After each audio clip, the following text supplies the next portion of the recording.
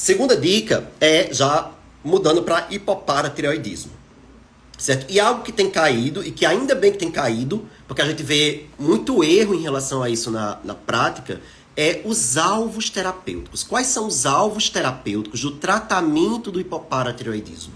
Porque muita gente acha que tratar hipoparatireoidismo é simplesmente manter o cálcio normal e pronto. E não é bem assim, certo? A gente precisa saber muito bem aonde a gente quer chegar com aquele paciente com hipopara, para a gente ajustar de forma correta, fazer a dose correta das medicações e não causar efeito colateral. Então a gente sabe que a gente vai tratar o paciente com hipopara com o calcitriol e com a reposição de cálcio. A partir do momento que a gente está fazendo estas duas reposições, a gente precisa atingir certos alvos. O primeiro alvo é o cálcio, e não é um cálcio tão normal assim. Na verdade, o alvo do cálcio é no limite inferior da normalidade. A gente tem que lembrar que o fósforo do paciente com hipopara é alto. E se o cálcio for normal demais, pode aumentar a chance aí de juntar, né, o cálcio com o fósforo e ter precipitação.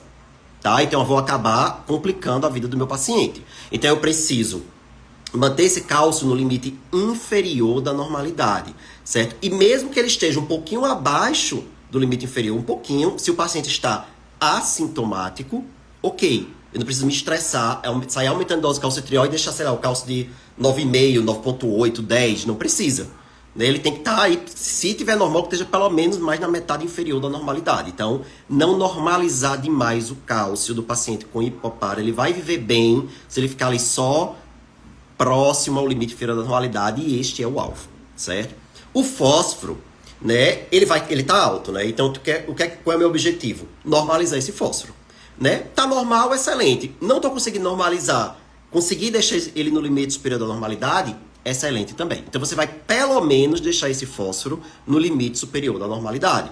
Então, cálcio no limite inferior da normalidade, fósforo no limite superior da normalidade, certo? Então, o alvo em relação ao cálcio é o fósforo. Não podemos esquecer do fósforo no paciente com hipopara. Ele também, a gente tem que tentar conseguir reduzir seus níveis. E um outro alvo que se esquece muito é a calciúria, tá? O tratamento do hipopara com calcitriol aumenta o risco de nefrolitíase, tá? Então, um dos efeitos adversos do tratamento com calcitriol é nefrolitíase. Por quê? Porque aumenta-se o cálcio urinário quando você está fazendo calcitriol. Lembrar que o paciente com hipopara não tem PTH, e é o PTH o principal hormônio que vai controlar a reabsorção de cálcio no túbulo renal. Não existe controle nenhum no paciente com hipopara porque não tem PTH. Qualquer cálcio que é filtrado, ali fica, né? Não é reabsorvido. Então, a chance do paciente fazer hipercalciúria é muito alta. Qual seria, então, o alvo da calciúria? Abaixo de 300, certo? E isso é o que a gente tem atualmente. Aí já vou dar uma outra dica. Está para ser publicado também a diretriz de hipoparatireoidismo.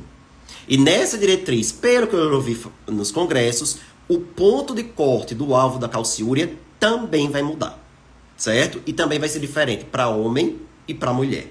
Então vamos ficar de olho aí no que vai sair. Por enquanto, 300 para todo mundo, mas isso parece que vai mudar. Ah, Eric, mas e se você está falando aí 300 miligramas nas 24 horas? E se for miligrama por quilo?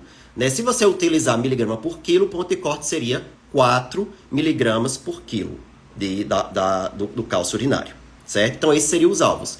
Cálcio no limite inferior da normalidade, fósforo no limite superior da normalidade, calciúria, por enquanto, abaixo de 300, mas é algo que deve variar aí na próxima publicação, de acordo com o gênero. E claro, isso tudo com o paciente assintomático e tendo cuidado para o produto cálcio-fósforo ficar abaixo de 55, nunca acima de 55, porque aí aumenta mais a chance de precipitação, certo? E isso é algo que eles começaram a cobrar na prova do TIM, que eu acho que especialista tem que saber mesmo, porque, como eu tinha falado, é muito comum a gente ver paciente com hipopara sendo tratado de forma ainda errada, certo? E isso vai trazer prejuízo. Daqui a pouco ele faz nefrocalcinose, faz nefrolitíase, faz insuficiência renal, né? E aí a gente tem que ter esse cuidado.